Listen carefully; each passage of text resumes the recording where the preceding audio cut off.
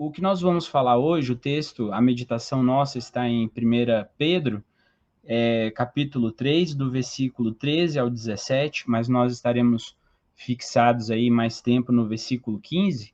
Mas o texto da meditação de hoje, ele é um dos textos que baseia uma das aulas da matéria de credos e confissões, lá no Seminário Presbiteriano de Brasília.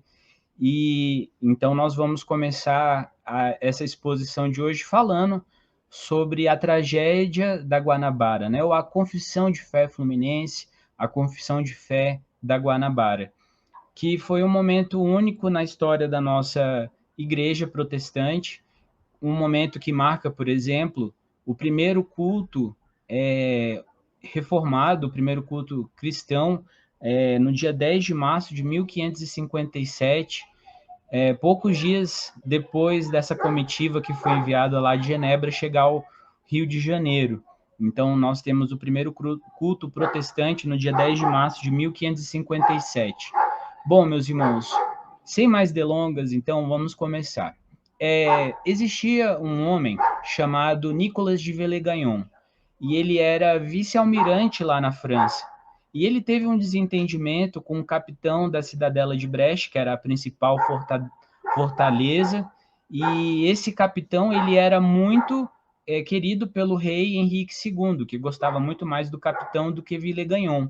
E Villegaignon ele ficou com orgulho dele ferido, e ele se achava que ele achava que as pessoas não estavam mais admirando, valorizando pelo trabalho que ele estava fazendo, quando ele começa a ouvir, então, notícias sobre um país, sobre o Brasil, de um tesoureiro da Marinha que tinha feito viagem às Índias Meridionais, e ele fala que aqui nessa região a temperatura era muito boa, era tudo muito belo, a terra era fértil e tinham outras tantas riquezas, e isso aí aguçou a cobiça de Villegaignon, que começou a manipular pessoas importantes ali da França, naquele cenário de 1500, e ele começou a falar para essas pessoas que ele queria estabelecer uma região para as pessoas que eram perseguidas por causa do evangelho, e que isso poderia ser nas terras do Brasil, que as pessoas falavam muito bem.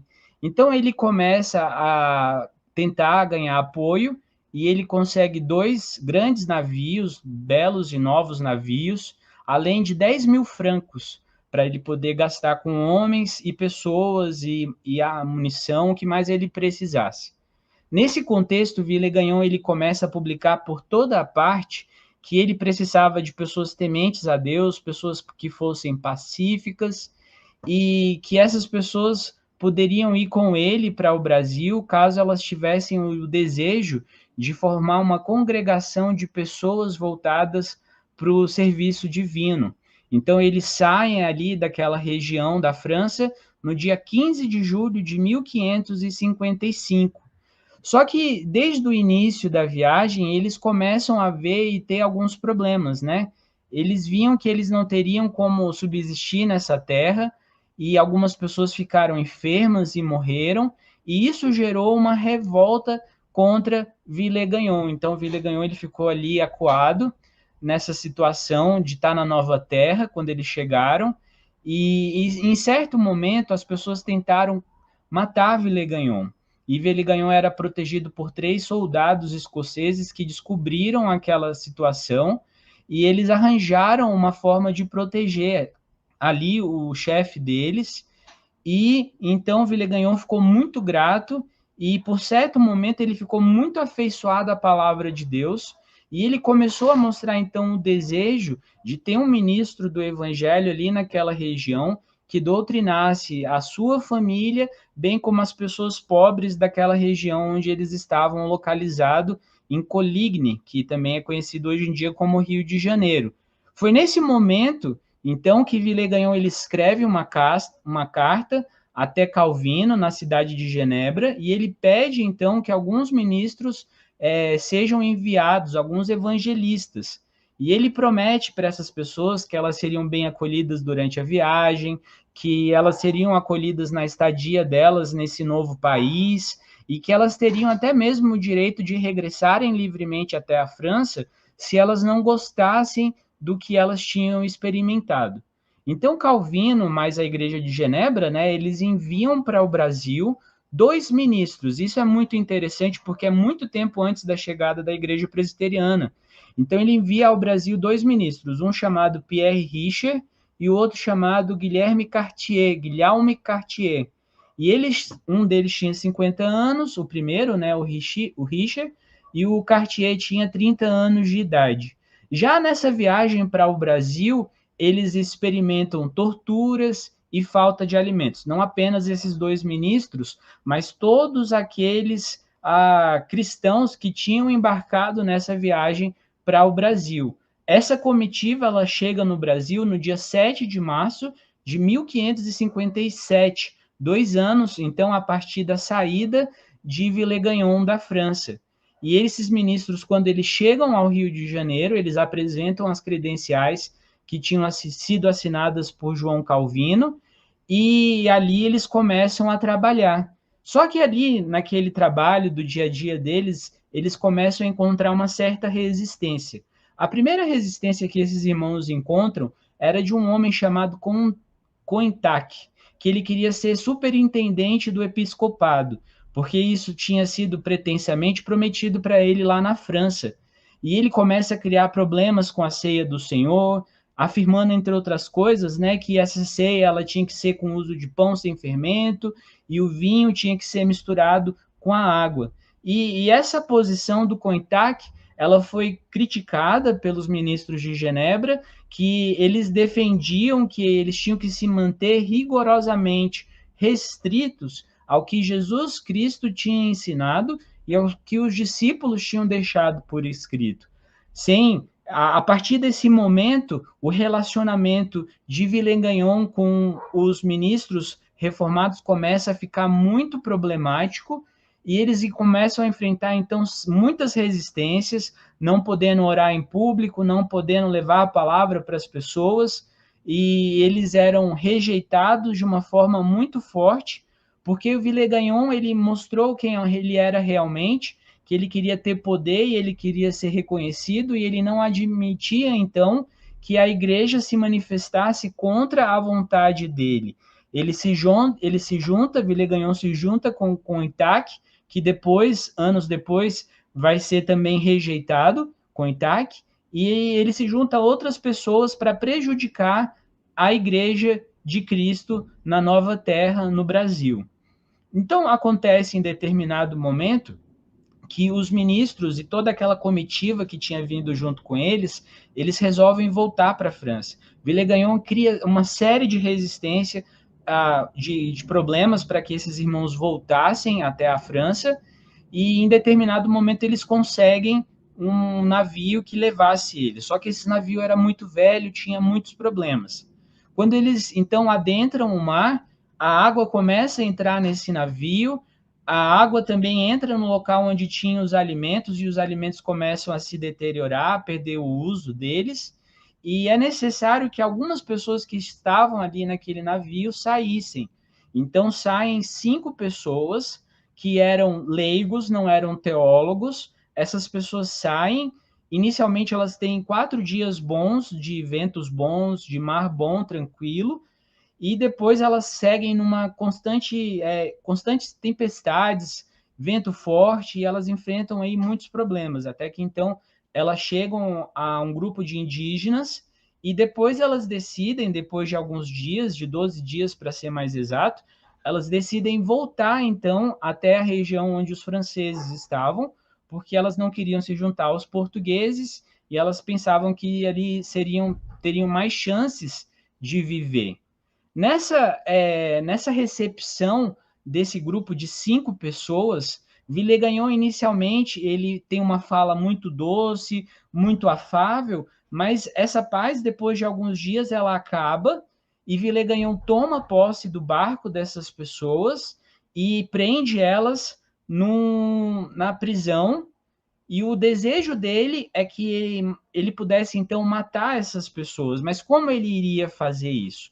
Então, ele formula um questionário sobre matérias de fé, sobre questões relacionadas à fé, e ele envia esses 5 huguenotes, né, esses 5 calvinistas, e dá o prazo para esses irmãos de 12 horas para que eles respondessem esse questionário, e dá apenas uma Bíblia para que eles então respondessem esse questionário sobre a fé deles.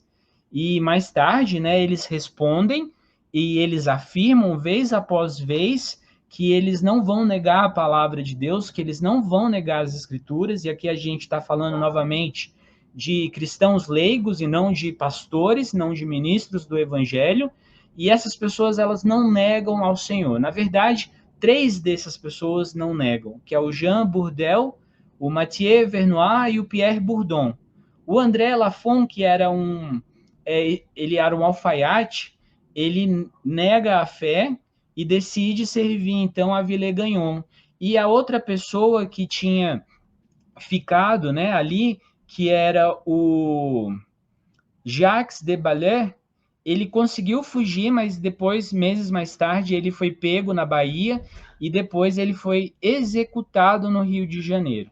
Mas então a gente tem uma confissão de fé feita por pessoas que não eram teólogos, e essa confissão de fé, meus irmãos, ela é muito bonita, eu recomendo a todos que estão aqui assistindo a transmissão essa noite, que se tiverem aí, conseguirem achar no Kindle, ou nas livrarias virtuais, ou nos sebos virtuais, procurem aí na internet por Confissão de Fé de Guanabara, ou o livro publicado pelo Jean Crispin, que é a História dos Mártires. Esse livro, em 1917, ele foi feito sobre o título de Tragédia da Guanabara. Foi escrito por um presbítero chamado Domingos Ribeiro, que escreveu a respeito desse acidente, e é um livro curto, um livro pequeno, mas um livro com muitos detalhes interessantes, e que falam de irmãos nossos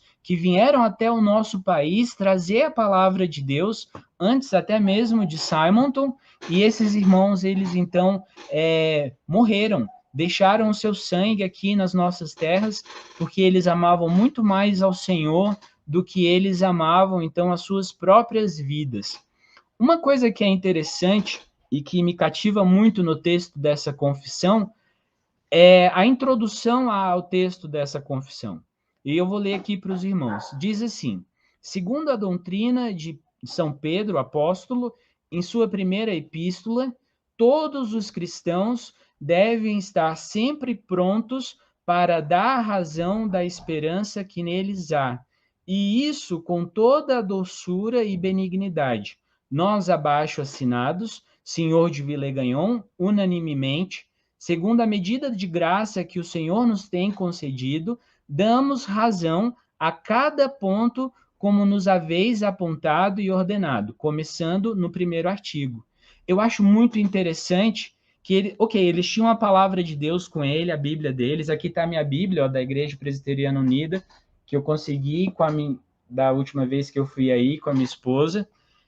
E eles só tinham uma Bíblia e nada mais. Eles não tinham com eles os textos de Agostinho, não tinham com eles os escritos de Calvino, das pessoas que vieram antes, de todos os teólogos, mas eles tinham a palavra de Deus e eles tinham muita coisa da palavra de Deus gravada no coração deles. E eles usaram todo esse material em 12 horas, então, para poder atestar sobre a razão da fé deles, da esperança deles. Eu, na minha matéria lá no seminário, eu dei aos meus alunos o prazo de 12 horas, a gente fez um exercício que eu recomendo aos irmãos que estão acompanhando aqui, se também quiserem fazer, pegue 12 horas do seu dia, sem auxílio de nada mais, nem a mesmo da palavra de Deus, mas tudo que você gravou durante a sua vida como cristão, e tente colocar em um papel o que você confessa como sendo, então, a verdade que a palavra de Deus nos coloca. E esse é um exercício interessantíssimo, porque mostra para nós a necessidade de nós conhecermos a palavra de Deus. Eu, em determinado momento da minha vida, quando eu morava na Rússia, eu compartilhei a casa que eu morava com um polonês que era ateu, e isso foi em 2006. E nesse momento, eu conhecia, tinha nascido dentro da igreja, sempre vivi dentro da igreja, mas diante dos questionamentos daquele ateu, eu não conseguia, então, colocar a razão da minha esperança. E aquilo muito me chamou a atenção, muito me deixou até mesmo envergonhado, ao ponto de eu falar assim, eu preciso de fato estudar a palavra de Deus. E todos nós, em determinado momento da nossa vida, precisamos ser acordados a essa realidade, que nós precisamos, então, dar a razão da nossa fé. Então, indo para o texto, eu quero ler com vocês, então, nesse momento, o texto, em 1 Pedro 3, do versículo 13 até o versículo 17, que diz assim: Ora, quem é que vos há de maltratar, se fordes zelosos do que é bom? Mas ainda que venhais a sofrer por causa da justiça, bem-aventurados sois.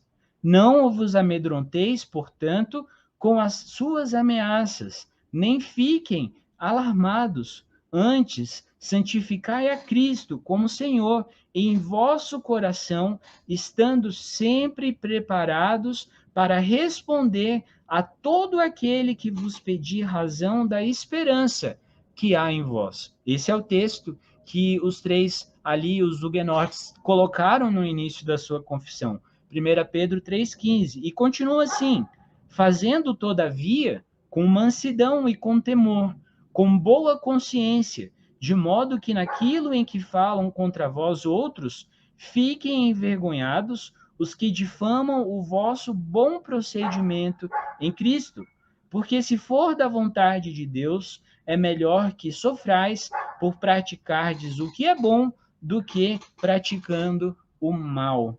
Então, meus irmãos, quando Pedro ele fala aos irmãos nessa carta, ele fala sobre sofrimento, e ele fala sobre sofrimento em todos os capítulos de 1 Pedro. Em todos os capítulos ele fala sobre sofrimento, mas a partir daqui do capítulo 3, ele fala sobre o sofrimento e como enfrentar o sofrimento. E aqui nós temos um contexto que é o seguinte: no momento em que Pedro escreve essa epístola, essa carta, está no reinado de Nero, em um momento anterior ao escalonamento da hostilidade contra os cristãos, mas ali os cristãos já estavam sendo perseguidos pela sua fé. E pouco depois daquele momento que foi escrita essa carta, a gente tem que Roma ela inicia uma forte perseguição apoiada por esse imperador. E então Pedro ele fala aos irmãos com o intuito que eles possam sofrer da forma correta, que eles possam viver de forma digna para o Senhor.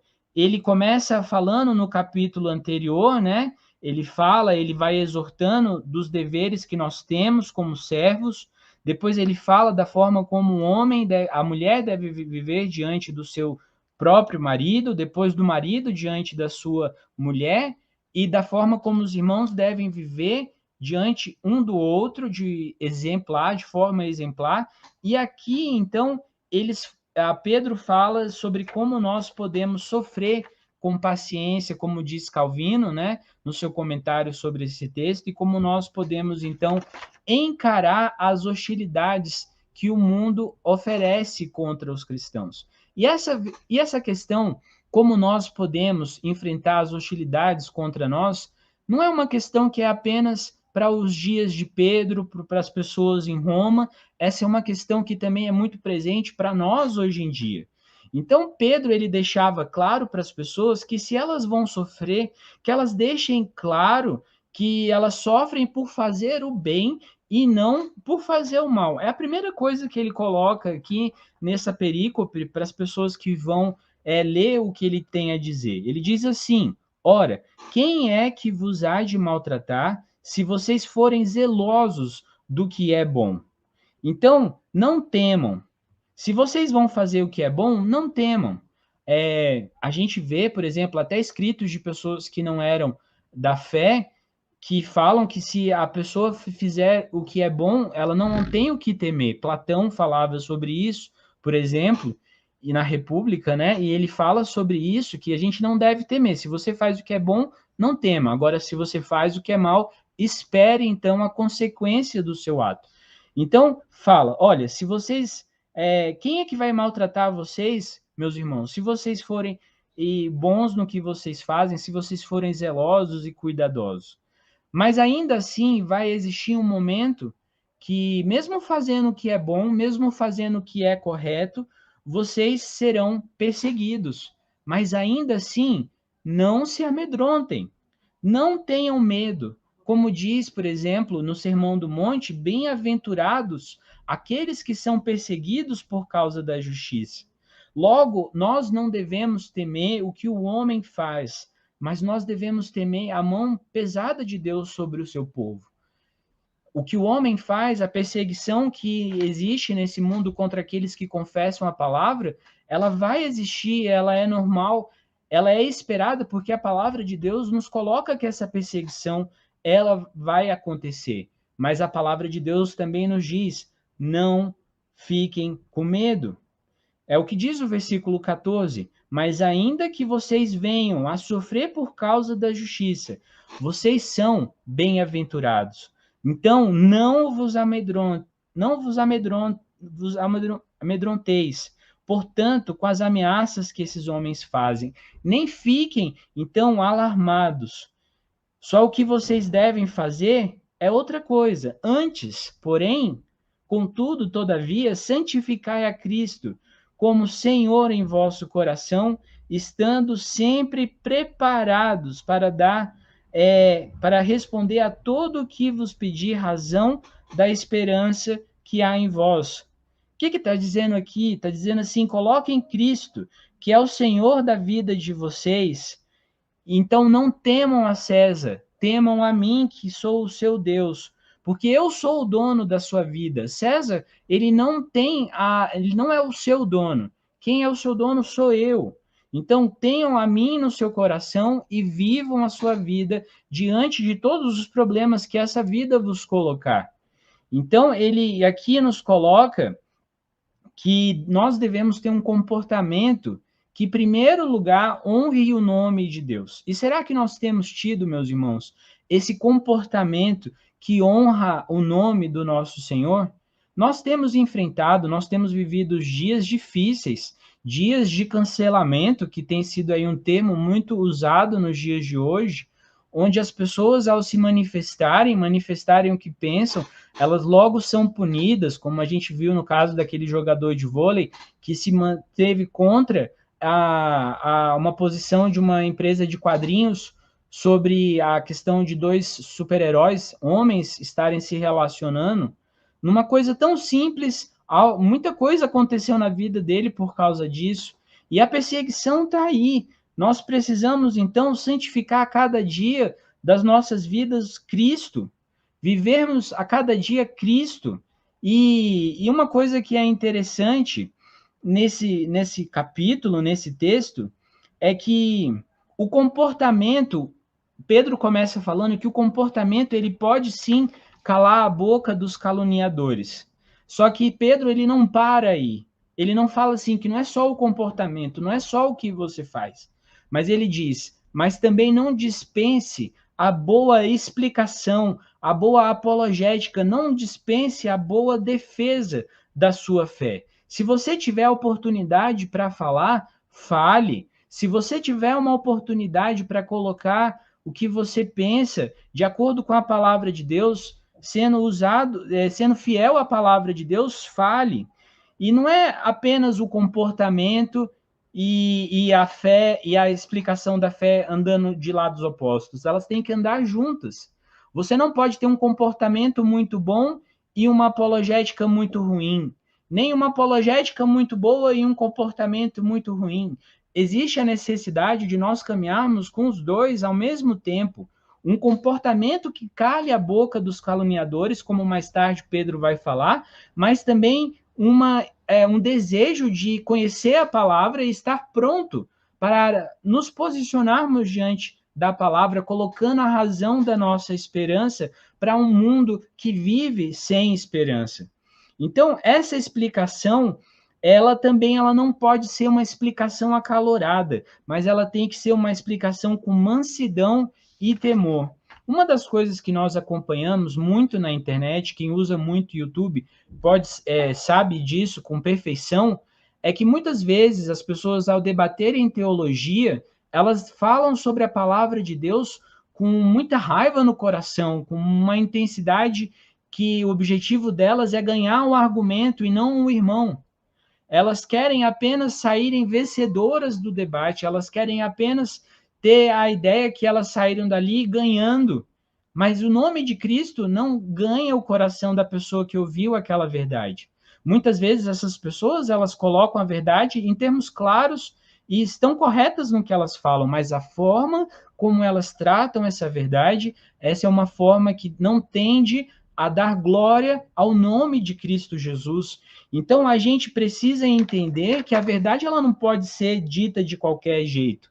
Não basta nós estarmos certos, mas a gente tem que ser humilde ao nos posicionarmos sobre a palavra de Deus. Nós precisamos fazer isso como o versículo 16 diz, com mansidão e com temor, com boa consciência, de modo que as pessoas, que até mesmo os descrentes que vêm nos atacar, eles fiquem envergonhados com o nosso bom procedimento em Cristo Jesus.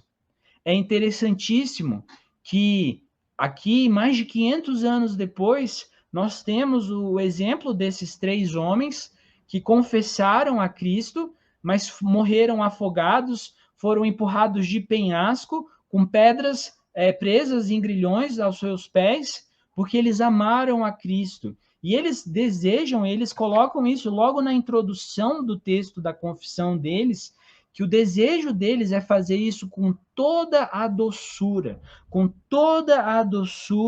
e benignidade. São palavras que nem no texto bíblico aqui está assinalado, mas eles colocam isso. É desejo deles de manifestar o amor àquelas pessoas que estavam ouvindo aquela confissão, mostrar Cristo a Villegagnon, que foi um homem que tantas vezes se voltou contra a palavra, mesmo que em determinados momentos ele falasse que confessava Cristo como seu Senhor. É interessante, vocês lendo o relato do Jean Crespin, que ele fala sobre essa tragédia na Guanabara, né? Que após esses homens serem presos, muitas pessoas elas iam até a prisão para levar comida aos presos, para ouvir esses presos, para estar com esses presos. Eu imagino que certamente eram momentos onde elas oravam e elas pediam a Deus que o nome de Deus fosse exaltado. É lindo demais ouvir as orações que são ditas, e eu peço que os irmãos que tenham curiosidade comprem o texto, né, esse livro, para poder, então, ler as orações que eles fizeram momentos antes da morte.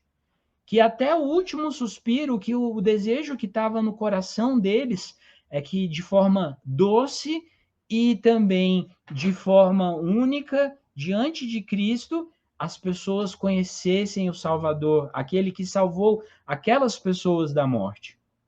Nós vivemos em um tempo, em um país onde nós não somos perseguidos, a nossa vida ainda não corre risco, nós ainda não somos ameaçados de morte aqui no Brasil pela fé que nós professamos, mas em muitos outros países isso é uma realidade. E isso pode ser a qualquer momento também uma realidade aqui no Brasil. Então nós somos chamados pela palavra a não apenas com o nosso comportamento, mas também com as nossas palavras darmos razões da nossa esperança, porque nós não nos guiamos pelo que esse mundo pode dar. Nós não nos guiamos, então, pelo que esse mundo tem, os prazeres, o entretenimento, mas nós nos guiamos pela palavra de Deus, pelas promessas que Cristo nos dá, que a palavra de Deus nos dá. Eu gosto de um texto em 1 Coríntios, eu não vou me lembrar aqui agora a referência certinha, mas é um texto que fala que se nós somos guiados apenas pelo que nós vemos, então infelizes de nós. Nós não somos guiados pelo que nós vemos. Nós não somos guiados pelo que está aparecendo nas redes de notícia. Nós não somos guiados pelos filmes, pelos livros, pelas ideias e ideologias. Nós somos guiados pelo Criador dos céus e da terra. É Ele quem nos sustenta. É Ele quem nos prometeu que após essa vida, quando nós fecharmos os nossos olhos, nós abriremos Ele novamente na glória eterna ao lado do nosso Criador, e ali estaremos em plena glória, porque a luz do Senhor, a glória do Senhor é tão forte que ilumina todos os lugares. E é isso que nos sustém, é isso que nos mantém.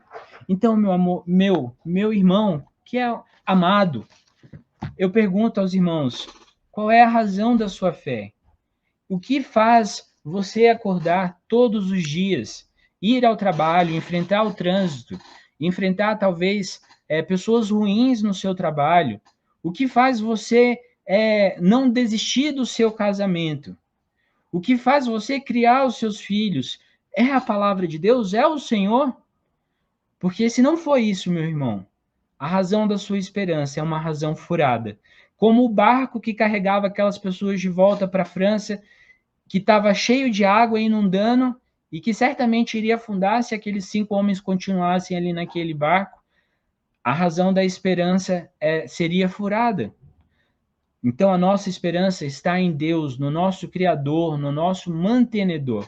Se tem uma mensagem que eu posso então trazer aos irmãos essa noite, é esta: depositem a esperança de vocês, como esses 3 homens fizeram lá na Guanabara. Deposite a esperança de vocês não no que vocês podem ver, não no que vocês podem tocar, mas depositem as suas esperanças nas promessas que Deus dá ao seu povo. E que isso seja suficiente para você nos dias maus, nos dias de mar bravio, nos dias de turbulência, nos dias quando você pensa em desistir e entregar a sua alma.